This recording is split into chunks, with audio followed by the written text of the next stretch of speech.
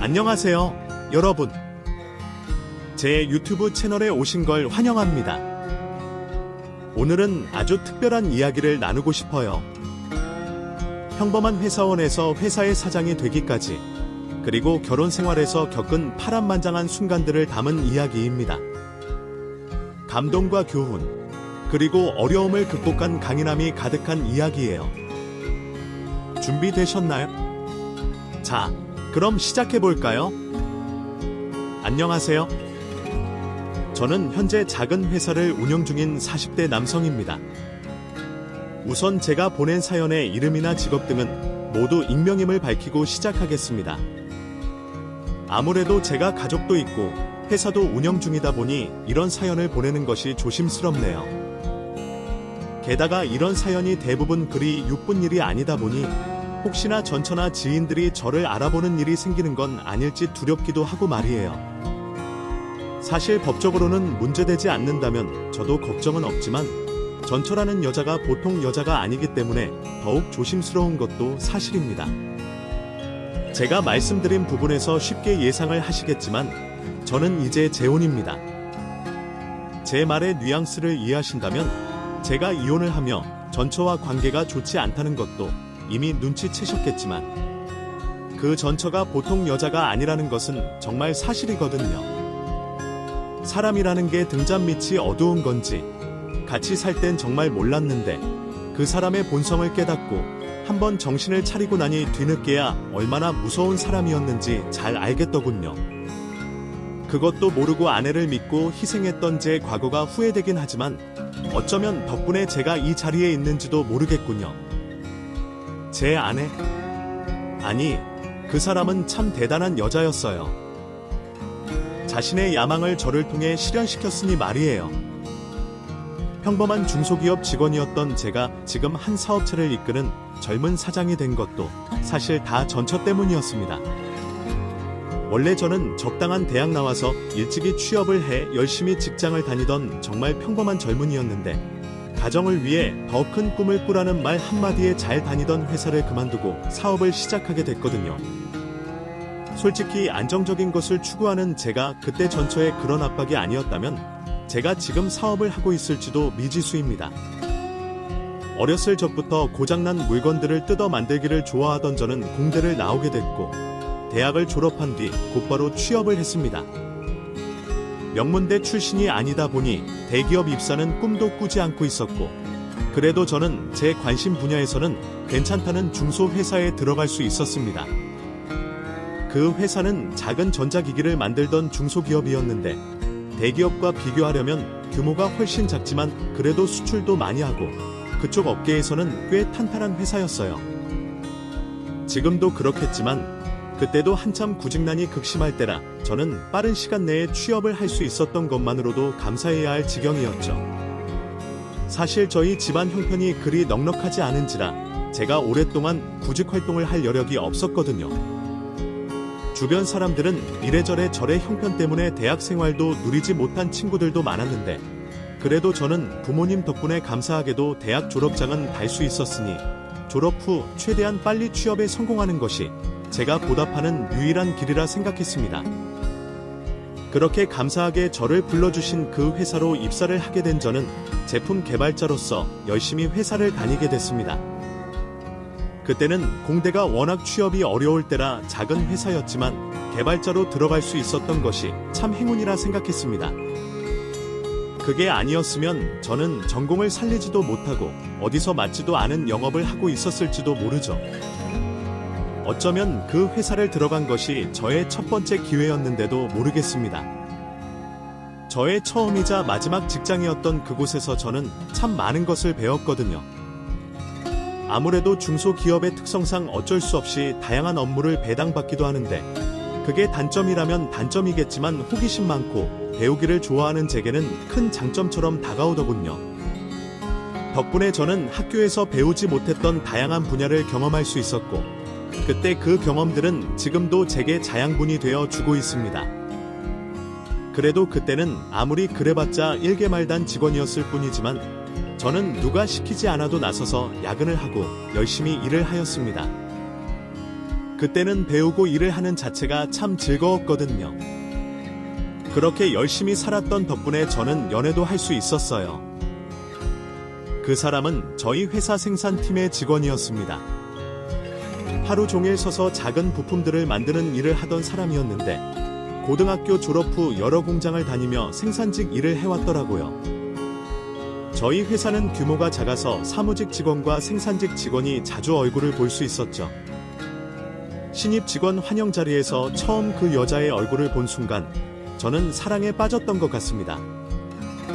화장기 없는 수수한 얼굴에 부끄러운 듯 웃는 그 모습이 참 순수하고 예뻐 보였거든요.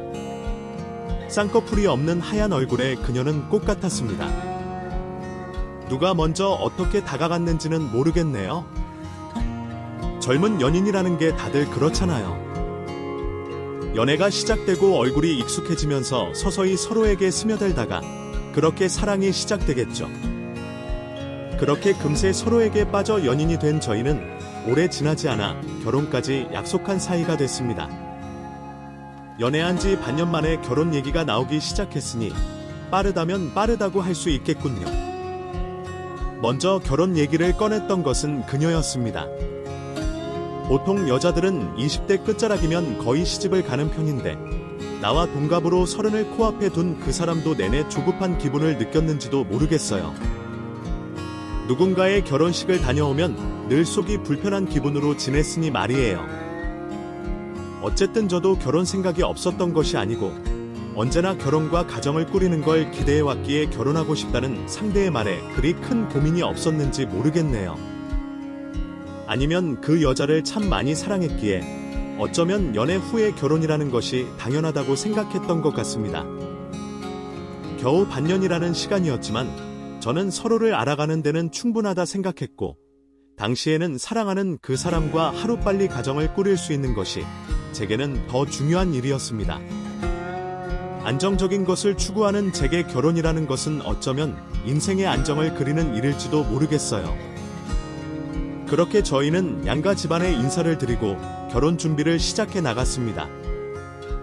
결혼을 약속하기는 했지만 결정하고 준비 과정만 거의 1년이 걸리다 보니 그 뒤로도 꽤 많은 시간이 걸렸죠. 사실 저희 둘 다 집안이 그리 여유 있지 않았고 부모님들이 아직 노후 준비도 제대로 하지 못하신 형편들이라 자식들이 결혼한다는 말에 도움을 주실 수는 없는 상황이었습니다. 저야 애초부터 기대하지 않았었고 저나 여자친구나 둘 다 상황은 비슷할 거라 예상했어요. 그래서 저는 대출을 최대한 받아서 저희끼리 해결하는 쪽으로 생각을 하고 있었죠. 하지만 웬일인지 그녀의 생각은 다르더군요. 정말로 저희 집에서 도와주실 수 없냐며 난색을 표하는 겁니다. 그래도 남자 쪽에서 집을 해봐야지.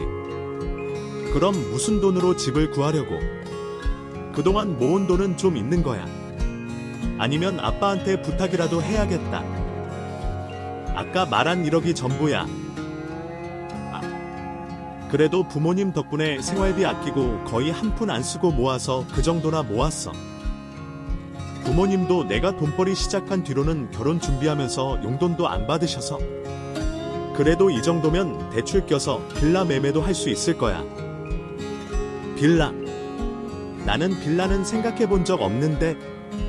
결혼 준비를 시작하면서 저는 제 경제력을 모두 오픈했는데 그때까지도 여자친구는 이런저런 핑계를 대면서 제게 상황을 말하지 않았습니다. 워낙 자존심도 세고 조심스러워하는 성격을 알고 있었기에 저도 굳이 캐물어보진 않았어요. 그리고 제가 1억이 있으니 그 정도 안에서 해결하면 괜찮을 거라고 생각했고요. 하지만 여자친구는 빌라는 싫다고 하면서도 통장을 오픈할 생각은 없더군요. 빌라를 사서 들어갈 바에는 그냥 아파트 전세가 낫지 않겠어. 대출 좀 더 받아서 아파트로 가자. 빌라는 관리도 안 되고 이래저래. 공인중개사랑 상의해보니 신혼 초부터 빌라를 얻는 게 맞는 일인지 의심스러웠지만 저는 결국 그녀의 말에 따르기로 했습니다. 나중에서야 알았지만 여자친구는 결혼할 때 들고 온 돈이 별로 없었습니다. 모은 돈이 없는 건지 친정에 주고 온 건지 혼수를 마련할 때도 처가에서 돈을 받은 걸로 알고 있어요. 애초에 제가 그 여자의 형편에 몰랐던 것도 아니고 큰 기대가 없었기에 돈 관련한 일은 제게 큰 문제는 아니었습니다. 형편이 되는 사람이 더 쓰면 된다고 생각했고 어차피 우리 집이니 누가 더 내든 저는 아무 상관이 없었거든요. 오히려 제가 더 벌어놓지 못해서 미안한 생각까지 들었죠. 하지만 그녀와 저의 괴리는 점점 커져갔습니다. 결혼식은 평생 한 번뿐인 건데 이런 예식장에서 하고 싶지 않아. 내가 호텔 결혼식 바라는 것도 아닌데 그 정도도 어려워. 예산이 2배 가까이 차이 나니까 좀 부담스러워서. 아니면 신혼여행을 다른 곳으로 골라볼까? 해외여행 말고 국내로? 뭐? 아니, 해외여행인데 다 거기서 거기지 뭐 얼마나 차이 난다고. 그래도 괌을 포기하고 차라리 동남아 쪽으로 가자. 그러면 이것저것 줄여서 그 예식장 할 수도 있을 것 같은데. 뭐? 동남아. 나는 애초에 남들 다 아는 하와이 가고 싶었는데 너무 비싸다 그래서 괌으로 눈 낮춘 거잖아. 근데 이제는 또 동남아를 가자고. 요즘 누가 신혼여행을 동남아로 가? 그런 데는 연휴 때나 하는 거지. 나 사람들 앞에서 쪽팔릴 거야. 근데 안 그러면 어디서 돈을 더 마련하려고. 아니, 그러면 예식장이라도 원래 하려던 곳으로 하자. 자기 말대로 양쪽 다 하려면 도저히 예산이 안 나와. 내가 자기 때문에 얼마나 더 눈을 낮춰야 하는 건데. 아내의 이상과 현실이 달라 사소한 잡음들이 있었지만 저는 웬만하면 다 그녀가 원하는 대로 하고 싶었습니다. 하지만 현실과 달리 너무 높은 이상을 바라는 그녀를 이해하기 어려울 때도 많았습니다. 말이라도 고마워해주면 덜 했을 텐데 오히려 그 이상을 채워주지 못하는 저에게 섭섭해하는 그녀를 보며 저는 스스로가 형편없는 사람이 된 것 같아서 씁쓸한 적도 있었네요. 그렇게 우여곡절 끝에 결혼식을 치렀습니다. 결국 결혼식은 아내가 원하는 곳에서 치르게 됐고 예산이 모자란 탓에 신혼여행은 가까운 동남아로 떠났네요. 어쩔 수 없는 현실에 결국 서로 한 발씩 양보해 찜찜한 미안함은 늘 제게 있었습니다. 나중에 돈 많이 벌어서 하와이이고 유럽이고 데려가 주겠다며 아내를 달랬어요. 저는 정말 그 말을 지키고 싶었기에 결혼 후에는 더욱 열심히 일했습니다. 당시 다니고 있던 회사가 마음에 들기도 했지만 회사가 잘 되어야 내가 잘 되더니라는 생각에 정말 열심히 일했고 그래서 이직은 꿈도 꾸지 않고 한 회사를 오래도록 다니고 싶은 마음을 품었습니다. 회사와 내가 함께 성장한다는 생각으로 애사심을 가졌죠. 가정이 생겼다는 것은 남자를 동기부여 시키는 것 같더군요. 그런 저의 모습을 사장님도 좋게 봐주셨는지 늦게까지 회사에 남아있는 저를 보며 요즘 젊은이들 같지 않게 열심히 한다며 다음 승진 시기에 저를 밀어주셨습니다. 덕분에 저는 결혼 후 대리로 승진까지 하게 됐고 열심히 한 보람을 느낄 수가 있었죠. 물론 이제 겨우 대리였지만 다음에는 과장, 부장 달면서 그 회사의 일원이 되는 것이 저의 꿈이었습니다. 그렇게 회사 일에 열심히였던 저는 신제품 개발에 큰일을 해내어 회사에 기여하는 직원이 될 수 있었습니다. 이대로라면 이른 나이에 과장 진급은 물론이고 회사와 함께 큰일을 꿈꿔볼 수 있겠다는 포부도 가지게 됐죠. 한 회사에 다니던 아내가 누구보다도 저를 알아줄 거라 생각했는데 아내는 오히려 그런 저를 이해하지 못하더군요. 작은 회사에서 일 삼아 뭐해? 적당히 하고 당신 할 일이나 해. 그렇게 열심히 한다고 누가 알아줘? 누가 알아주라고 열심히 하는 게 아니야. 내가 맡은 일이니까 열심히 해보려는 거지. 이번에 내가 개발한 제품이 출시될지도 모르는데 나한테는 너무 좋은 기회잖아. 이런 기회가 흔한 것도 아닐 텐데 기회가 왔을 때 열심히 해야지. 그래봤자 당신은 직원이야. 그것도 대기업도 아니고 조그만 구멍가게 같은 회사에서 열심히 해봐야 인생이 뭐 얼마나 나아지게. 당신 여기서 부사장이라도 달라고. 그래봤자 웃기는 소리지. 차라리 적당히 설렁설렁 다니다가 연차 쌓여서 이직하는 게 낫지. 그래야 옮기면서 연봉도 올려바꾸고 우리 형편도 피지 않게. 나는 여기서 열심히 하면 되지. 나는 당신이랑 같이 다니는 것도 좋은데 왜 그래? 가족이 생긴 남자가 왜 그렇게 일가에 매달려? 진짜 나를 생각한다면 나랑 같이 다녀서 좋다고 할 게 아니라 나를 이래서 그만두게 해줘야지. 내가 지금 좋아서 일하면서 계속 다니는 줄 알아? 매일 내일 앞에 서서 부품이나 만지는 게 좋아서 하는 일인 줄 아냐? 당신은 뭐가 그렇게 잘났다고 애사심이 넘치고 난리야. 내 꿈은 단 하나야. 당신이 얼른 성공해서 내 팔짱 끼게 해주는 거. 당신 그렇게 해서 나 언제 하와이 데려가 주고 언제 유럽 데려갈 건데. 저는 그저 소박한 일상들도 참 감사하고 행복했는데 아내는 아니었던 모양입니다. 언젠가 데려가 주겠다 했던 하와이, 유럽, 당장 데려가 주기를 바랬고 요즘 세상에는 여자들 명품백 하나씩은 다 있다며 자기는 없는 그 가방을 하늘처럼 품기도 했죠. 차근차근 해나가면 나아질 거라고 생각한 저와 달리 아내는 빈생에는 한 방이 필요하다며 자꾸만 저를 자극했습니다. 그건 아이가 생긴 뒤로 더 심해졌습니다. 저희가 결혼 1년 만에 아이를 낳게 됐거든요. 사실 그것도 아내가 원하는 일이었어요. 이전부터 생산직 직장 다니기 싫다며 불평이 심하던 아내는 결혼 후에는 아이를 낳으며 전업주부로 지내고 싶어 했고 그게 제가 더 열심히 회사를 다녀야 했던 이유이기도 했습니다. 집에 갓난 아이가 있으니 좀 더 안정적인 게 맞다고 생각해서 이직은 꿈도 꾸지 않았죠. 그런데 그런 저의 생각과 달리 아내는 아이가 태어난 뒤로 더욱 더 변화를 원했습니다. 당신 진짜 그 회사 계속 다닐 거야. 내가 잘해서 빨리 승진해야 우리 가족한테도 좋은 일이잖아. 내가 빨리 과장 달면 연봉도 오를 텐데 당신도 좋지 않겠어? 연봉 그거 올라봤자 짬 얼마나 올려주는데? 그렇다고 당신이 업대 연봉이라도 받을 수 있어. 애초에 대기업 직장인도 아닌데 무슨 생색이야. 가족 생각한다고 하면 그 시간에 차라리 집안일이나 더해. 이래서 계속 다녀서 언제 집 사고 언제 아이 키워? 당신 인생이 더 다질 생각을 해. 한자리에 서고 있지 말고.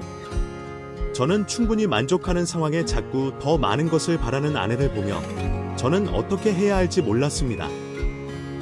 그렇다고 이제 와서 대기업을 들어갈 수도 없고 애도 태어난 마당에 당시에는 그곳에 있는 것이 최선이라 생각했죠. 하지만 아내가 꿈꾸던 이상은 따로 있었더군요. 매번 재계에서 더 나은 인생을 꿈꾸라는 얘기가 창업일 줄은 정말 몰랐습니다. 저는 생각도 해본 적 없는 일이었기에 듣고도 말이 안 된다 싶었죠. 당신 기계 잘 다루잖아. 이번에 신제품 나온 것도 다 당신이 만든 거 아니야. 회사에서도 기술력을 인정해준다며. 재주가 있는데 왜 회사를 다녀? 창업은 무슨? 그것도 어디에나 있는 거야. 나는 아이디어만 낸 거지. 다 같이 한 거야. 근데 내가 무슨 창업을? TV, 냉장고 만드는 것도 아니고 조그만 부품 몇 개 만드는 건데 뭐가 어려워서. 당신 평소에도 재료만 갖다 주면 이것저것 다 만들 수 있다며. 요즘은 장난감 하나만 잘 만들어도 대박 치는 세상인데 작게 시작해서 성공하는 사람들 많은 거 못 봤어. 당신도 그럴 수 있을지 어떻게 알아? 나는 그런 사람들이랑 어디 똑같아. 기술만 있다고 창업할 수 있는 것도 아니고 사업이라는 건 완전히 다른 분야인데. 아무튼 나는 아니야. 그냥 안정적으로 월급 받는 지금이 좋아.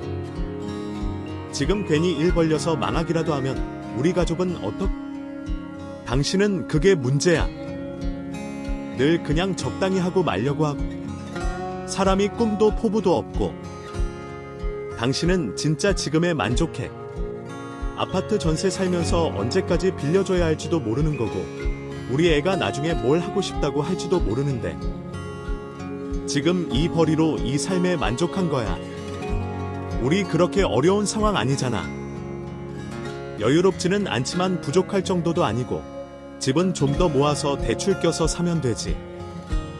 그니까 그게 어느 세월에 오냐고. 어차피 열심히 살아서는 안 될 거야. 인생 한 방 터트려야 해. 망하더라도 도전을 해야지. 당신은 남자가 돼가지고 왜 그렇게 포부가 없어? 물론 저도 그런 꿈을 품은 적은 있었죠. 내 사업체를 꾸리면서 내가 생각하는 제품을 만드는 것. 돈을 떠나서 그런 것은 모든 개발자들이 꿈꿀 겁니다. 하지만 현실이 어디 그리 쉬운가요? 사업이라는 게 나 하나 잘한다고 되는 것도 아니고 좋은 물건이라도 다 잘 팔리는 시대도 아니기에 겨우 30 몇 살 먹은 제가 도전하기에는 말도 안 되는 일이다 싶었습니다. 저도 제가 혼자였으면 더 큰 꿈을 꿨을지도 모르죠. 하지만 처자식이 있는 제 처지에 어떻게 그런 큰 결정을 함부로 하겠습니까? 저 혼자 돈 벌어서 세 식구가 살고 있는데 그런 상황에 제가 다른 일을 벌인다는 것은 너무 위험부담이 큰 일이다 싶었습니다. 하지만 언제부턴가 그런 식으로 매번 사람을 무시하고 압박하는 아내의 태도에 저는 점점 지쳐갔고 거의 세뇌를 당할 정도로 창업을 고민하게 됐습니다. 결국 무수히 많은 고민을 하던 저는 마침 국가에서 신생사업을 지원하는 프로그램을 접하게 됐고 그 지원금을 받기 위해 도전을 해봤습니다. 좋은 아이디어를 가진 1인 기업의 창업 지원금을 지원하는 공모전이었는데 제품은 필요 없고 제안서 정도만 준비하면 되는 일이라 나도 해볼 수 있지 않을까 싶더군요. 평소라면 생각도 해보지 않았을 텐데 그쯤에는 저도 귀에 딱지가 않게 포부를 가지라는 말을 들었던지라 나도 모르게 용기가 났던 모양입니다. 하지만 조심스러웠던 저는 아무에게도 알리지 않고 저 혼자 일을 계획해 회사 퇴근 후 조금씩 준비를 해서 마감일에 맞춰 겨우 신청을 마친 뒤 그 일이 있었는지도 모르고 다시 바쁜 일상을 살아갔습니다. 그러나 제가 합격 소식을 듣게 됐죠. 지원금을 받게 됐다는 얘기에 저는 제 귀를 의심했습니다. 세상에 나보다 잘난 사람들이 너무 많아서 내 아이디어는 떨어질 거라 생각했는데 그게 덜컥 붙을 줄은 몰랐던 거죠. 합격한 뒤로는 실질적인 프로젝트로 이어져야 했기에 당시 저는 퇴사를 해야만 하는 상황이 됐습니다. 전혀 생각도 못한 탓에 사직서 쓸 생각도 없었던 저는 급하게 집에 소식을 알렸고 아내는 눈에 불을 켜며 퇴사를 권했습니다. 결국 저는 등 떠밀린 심정으로 제 첫 직장이자 마지막 직장인 그곳을 나와 그렇게 창업의 길로 들어서게 됐습니다. 창업 지원금을 받아 작은 사무실을 얻은 저는 그곳에서 혼자 제품 개발에 힘을 썼습니다. 갑자기 벌어진 일들에 정신이 없었지만 당시에 저는 1초라도 시간을 허비할 여유가 없었습니다. 집에는 어린 아들과 아내가 있었고 더 이상 돌아갈 회사도 없었으니까요. 그래도 다행인 것은 평소 제가 야근을 할 때면 미쳤다고 난리를 치던 아내가 제가 창업을 한 뒤로는 더 열심히 하라며 늦게 들어가는 것을 이해해줬다는 것입니다. 덕분에 저는 정말 잠잘 시간과 밥 먹을 시간을 줄여서 혈혈단신 개발에 매진했고 어느 정도 성과를 얻을 수가 있었습니다. 초기 제품의 분량이 몇 가지 있었지만 점차 줄여가게 됐고 몇 달 만에 시제품 개발에 성공할 수 있었어요. 솔직히 대기업 입맛은 몰라도 개인 혼자서 단시간에 그 정도 성과를 낸 것은 거의 기적이나 다름이 없었습니다. 남들은 몰라도 개발자인 저는 누구보다 잘 알았죠. 내가 그만큼 피땀을 흘려 노력한 결과를 봤구나 하는 생각에 저는 정말 감격의 눈물을 흘렸습니다. 그 뒤로도 저는 한동안 참 바쁜 인생을 살았습니다. 제 예상대로 사업이라는 것은 제 손밖의 일이었어요. 저는 공대 나온 개발자일 뿐이지 사업머리는 전혀 없었으니까요. 그래서 저는 친구의 도움을 빌려 사업을 확장시켰습니다. 그 친구는 아버지 회사 일을 하던 친구였는데 제 친구들 중에서 가장 여유 있는 놈이었죠. 결혼 생각도 없어서 여태 미혼으로 살고 있고 아버지 회사 일을 한다지만 아버님이 아직 정정하신 덕에 하루 걸러 농땡이를 치는 놈이었습니다. 그러면서도 유학까지 다녀온 인재라서 사업머리는 참 좋았어요. 그래서 저는 회사를 키워가는 과정에서 그 친구에게 경영적인 조언을 많이 얻었고 범위가 점점 넓어진다 보니 표면적으로는 동업의 형태를 유지하게 됐습니다.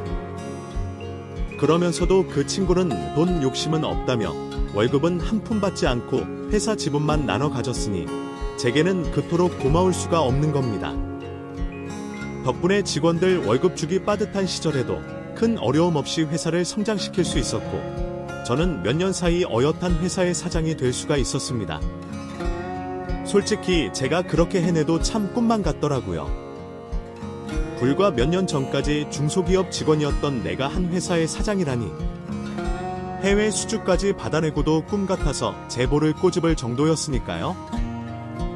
그래도 정말 죽지 않을 만큼 열심히 했으니 어쩌면 당연한 결과일지도 모르겠다 싶었습니다.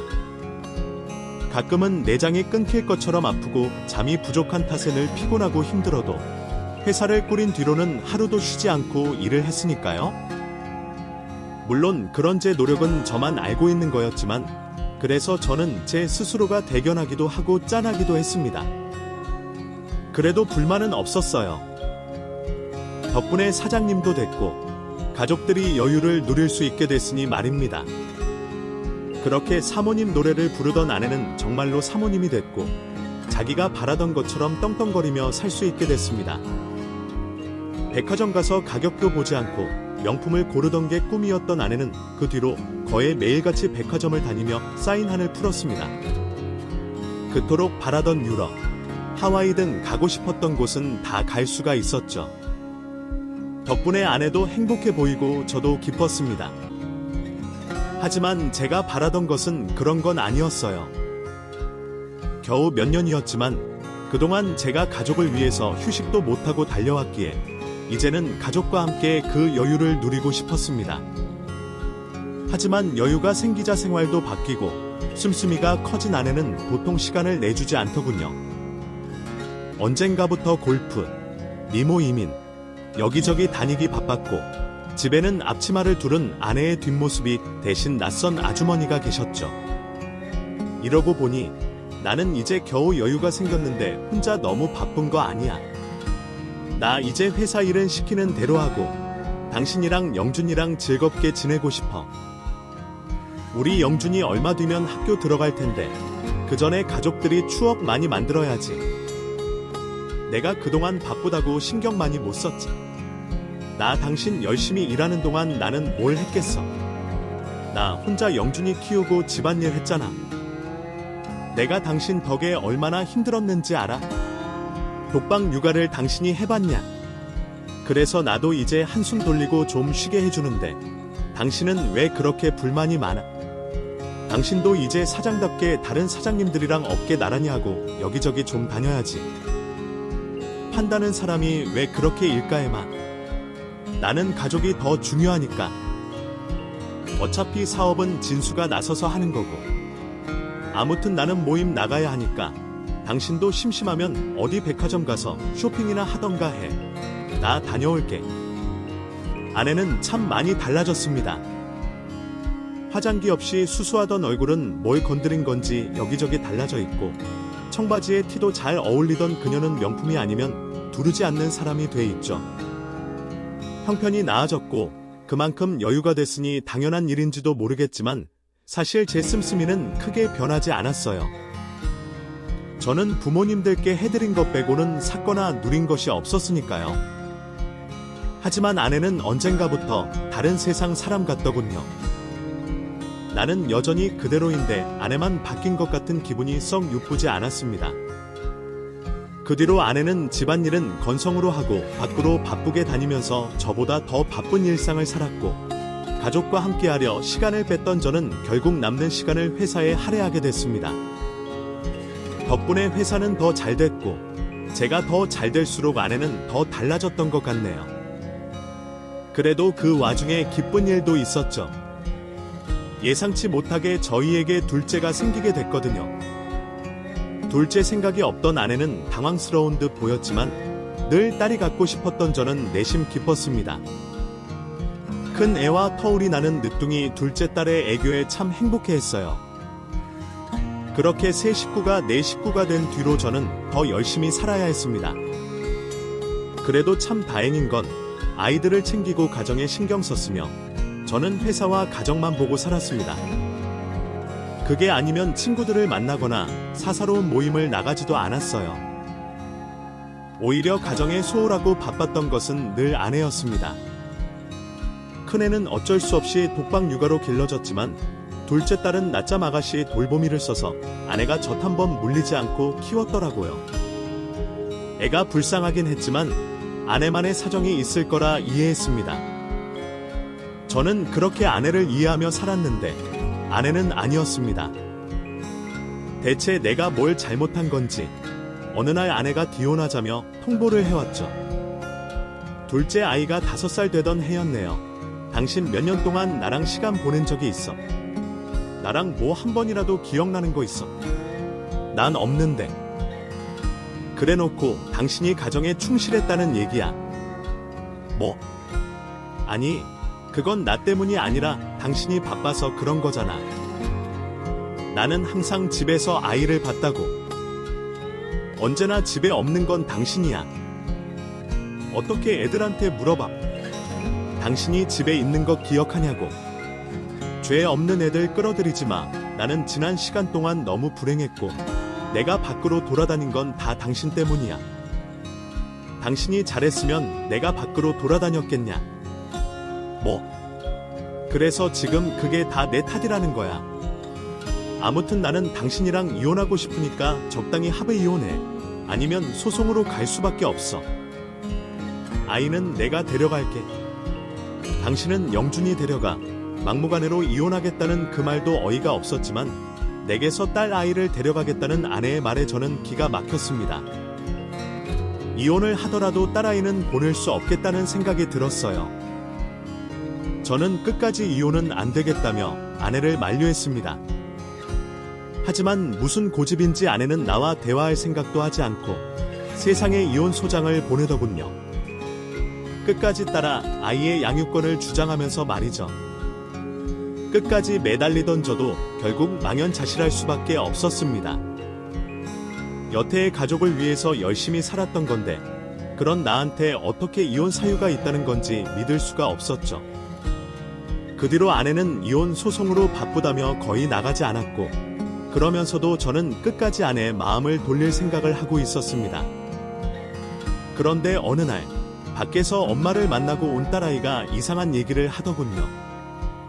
아빠, 나 이제 아빠랑 안 살아. 그게 무슨 말이야? 영희는 아빠랑 살아야지. 엄마가 말했어. 아빠랑 안 살 거래. 아빠는 가짜 아빠였어. 이제 진짜 친아빠 만날 거래. 뭐? 영희야, 그게 무슨 말이야? 엄마가 아빠가 가짜 아빠라고 그랬어. 다음에 친아빠 만나러 가자고. 그래서 친아빠랑 미국 가서 살 거래. 아무것도 모르는 5살 딸아이 입에서 나온 얘기는 충격적이었습니다. 진짜 친아빠. 미국. 그게 다 무슨 소리인지. 갑자기 머리가 하얘지더군요. 어린아이가 그냥 하는 말일 수도 있지만 그렇게 지나치고 그냥 넘기기에는 너무 걸리는 것이 많았습니다. 애초에 아내가 일방적으로 이혼을 요구하는 이 상황 자체가 말이 안 되는 일이었죠. 영희가 내 딸이 아니라는 생각은 단 한 번도 해본 적 없었지만 저는 결국 찝찝한 마음에 딸아이의 말을 확인해 보기로 했습니다. 그렇게 유전자 검사를 맡기고 며칠 뒤 저는 믿지 못할 결과를 듣게 됐습니다. 정말로 영희가 제 딸이 아니었다는 거죠. 혹시 몰라 아들의 검사도 해봤지만 아들은 틀림없는 제 아이가 맞았습니다. 그제서야 아내의 이혼 요구며 친권 문제며 모든 것이 이해되더군요.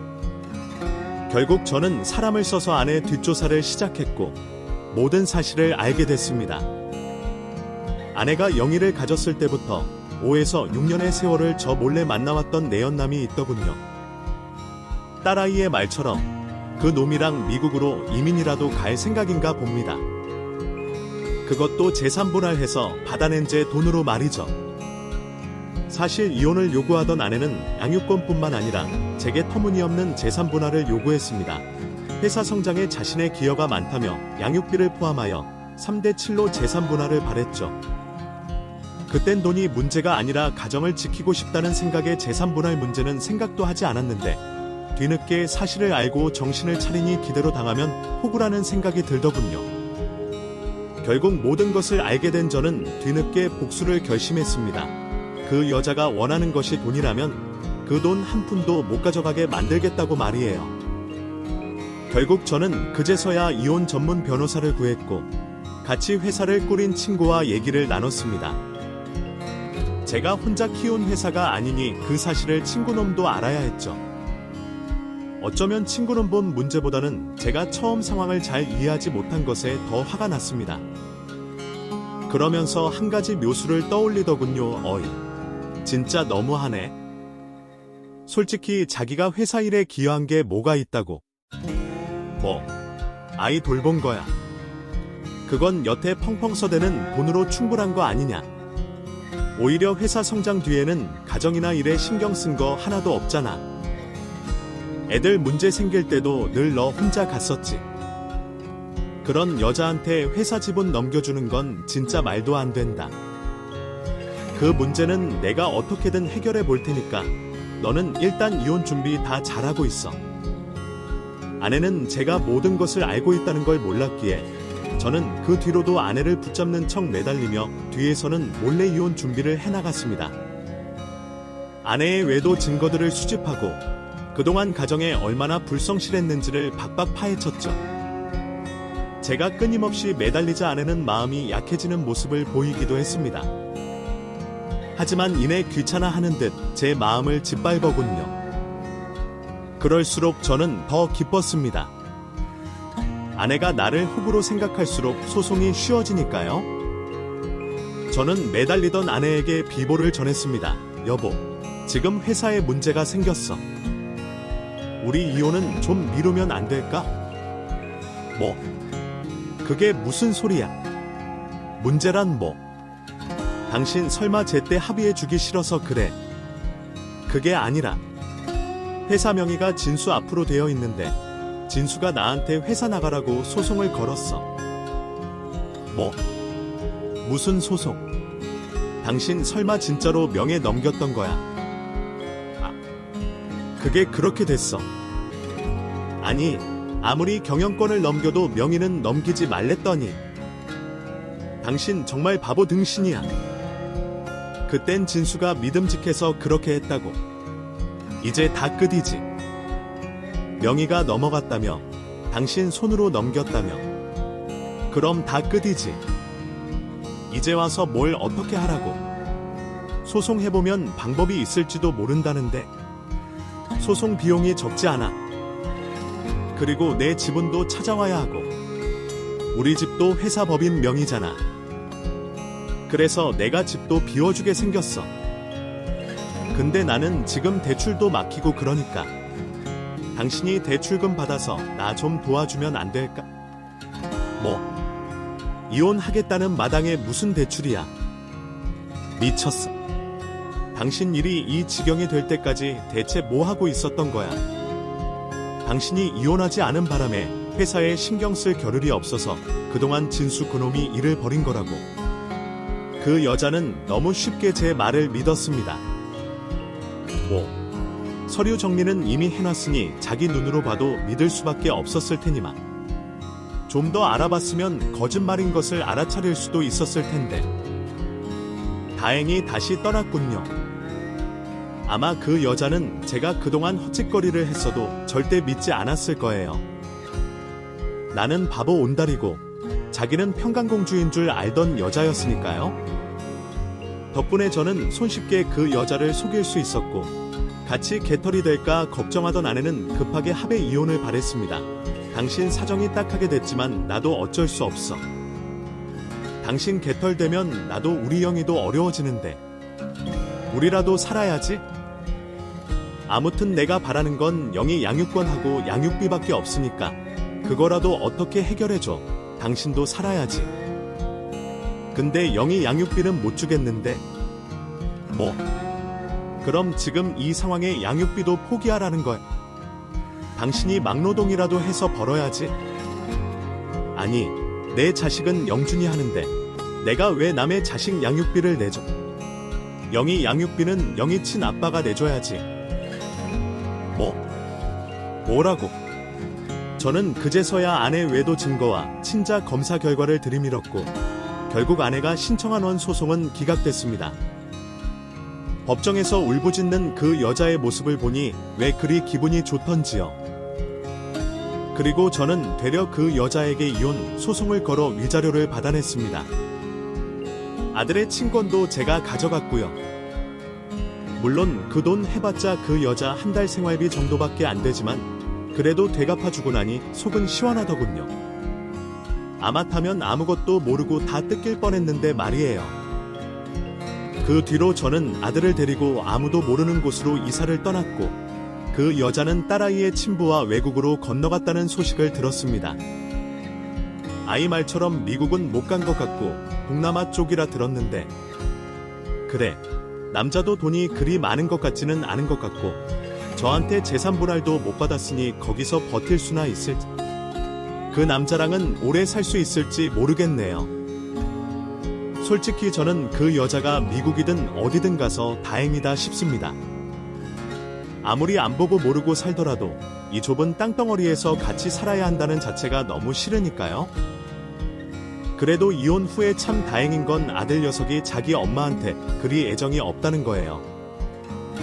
그래도 아이한테 얼마나 소홀했으면 애가 엄마를 찾지도 않는 건지. 그래도 자식에게는 늘 미안한 게 부모 마음이다.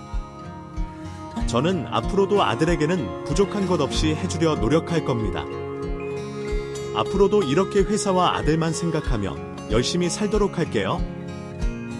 여러분, 제 이야기를 끝까지 들어주셔서 정말 감사합니다. 이 이야기가 여러분께 작은 울림이나 위로가 되었기를 바랍니다. 혹시 공감하셨다면 좋아요 버튼 꾹 눌러주시고 주변에 공유해주시면 큰 힘이 될 거예요. 여러분의 응원이 저에게는 큰 격려가 됩니다. 다음 영상에서 또 만나요. 감사합니다.